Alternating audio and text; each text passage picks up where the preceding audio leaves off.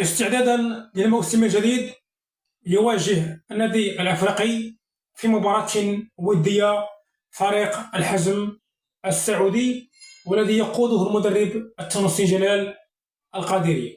في هذا الفيديو غنتعرفوا على موعد اللقاء وقنوات اللاقلة وملعب المباراة.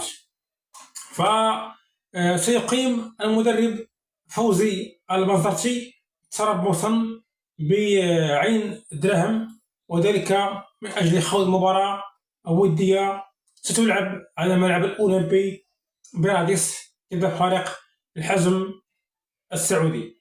الفريق هذا لفريق محترم ولديه إمكانيات بشرية مهمة. هذا اللقاء غيتلعب يوم 4 أغسطس المقبل، وذلك على ملعب الأولمبي باراديس، وإن شاء الله لكم نقول عبر قناة الرياضية التونسية الجديدة الثالثة. فبالتوفيق لممثل كرة القدم التونسية في دوري أبطال أفريقيا الموسم المقبل، وأيضا حتى في الدوري التونسي، والحفاظ على لقبه الجديد الموسم المقبل. شكرا على حسن المتابعة، ونتلاقاو في فيديو قادم. إلى اللقاء.